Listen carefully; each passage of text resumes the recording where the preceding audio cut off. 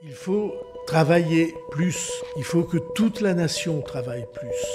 Supprimer 2 jours fériés, renoncer à une semaine de congés payés contre rémunération, le gouvernement a lancé plusieurs pistes pour booster l'économie en augmentant le temps de travail des Français, soupçonnés d'en faire moins que leurs voisins.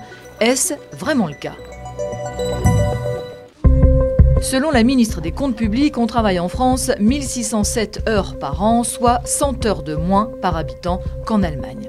Un chiffre qu'avait aussitôt contesté la CFDT, car l'étude de l'OCDE sur laquelle s'appuie Amélie de Montchalin prend en compte l'ensemble de la population, enfants et retraités compris. Avec une espérance de vie et une natalité plus élevée que ses voisins, la France se retrouve donc pénalisée. Si on prend uniquement en compte la population active, la France passe devant l'Allemagne.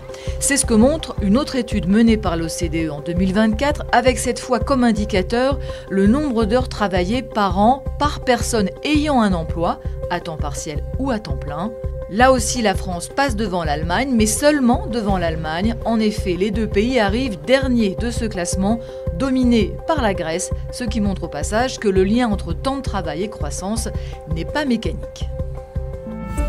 La France fait également mieux que l'Allemagne selon une étude d'Eurostat, l'Office statistique de l'Union européenne, sur la durée hebdomadaire de travail au sein de l'UE en 2024. Avec 35,8 heures travaillées par semaine, les Français sont dans la moyenne européenne, ce qui n'est pas le cas des Allemands. La France est aussi dans la moyenne européenne en ce qui concerne les jours fériés. Elle en compte 11 par an, hors spécificité régionale. L'Alsace et la Moselle ont en plus le vendredi qui précède Pâques et le lendemain de Noël, la Saint-Étienne. Dans les autres pays de l'UE, cela va de 9 jours fériés pour les Pays-Bas et le Danemark, jusqu'à 15 pour Chypre. Tout cela fait une moyenne de 11,7 jours dans l'Union européenne.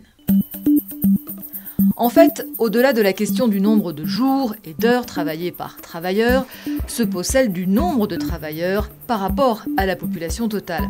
Et là, la France se distingue nettement au sein de l'Union européenne pour ce qui est du taux d'emploi de ses seniors.